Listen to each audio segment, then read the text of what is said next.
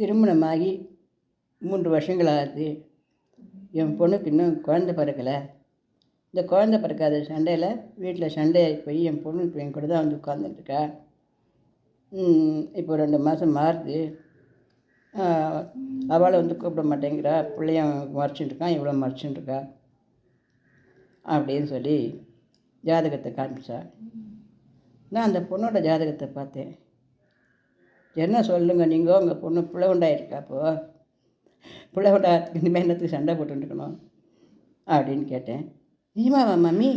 இப்போ போன வாரம் கூட குளிச்சுட்டாளே அப்படின்னா.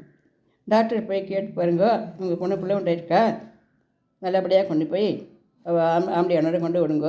அவர்கிட்டயே சொல்லுங்கள், எங்கள் அப்பா பொறுமை சண்டையெல்லாம் போடக்கூடாது, அப்புறம் உங்களை பார்த்து உங்கள் பிள்ளையெல்லாம் சண்டை போட ஆரம்பிச்சுன்னு சொல்லுங்க.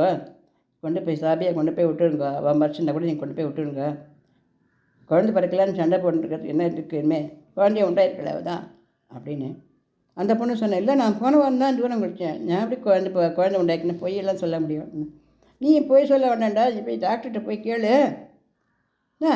டாக்டர்கிட்ட போய் செக்கப் பண்ணிக்கோ. டாக்டர் உனக்கு அந்த விஷயத்த சொல்லுவா.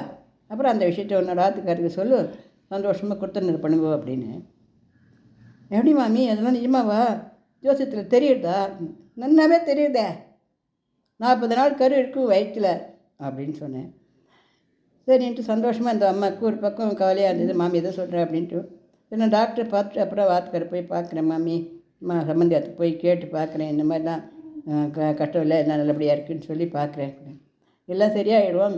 இவளுக்குள்ளே வந்து அந்த ஒரு சின்ன ஒரு சண்டை தானே வழிய, இவள் பிடிவெல்லாம் ஒன்றும் இல்லை, ஜாதகமெல்லாம் நல்லா இருக்குது, 2 பேருக்கு ஒத்துமையாக இருக்குது அப்படின்னு சொல்லி அனுப்பிச்சேன்.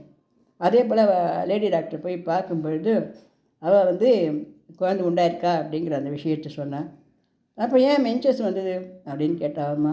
சில பேருக்கு அப்படி வருமா, அதாவது குழந்தை வந்து வயிற்றில் நல்லா தங்கறதுக்கு வந்து நான் கொஞ்சம் வயத்தை இறுக்கி பிடிச்சி என்னமோ பண்ணுமா. அப்போ வயிற்றுக்குள்ளே நல்லா செட்டில் ஆகிறதுக்கு பண்ணும்பொழுது சில பேருக்கு அந்த மாதிரி பிளட்டு வந்து வெளியில் வரும். அது வந்து குழந்தை உண்டாயிருக்கிற வரைக்கும் வரும், 2-3 மாதம் இருக்குது அப்படி வரும். ஆனால் அந்த மாதிரி வராமல் இருக்கிறதுக்கெல்லாம் ஊசி போட்டிருக்கா அப்படிங்கிற சொல்லிட்டு அப்புறம் அவள் ஒத்துமையாக சந்தோஷமாக இருக்க ஆரம்பிச்சிட்டா.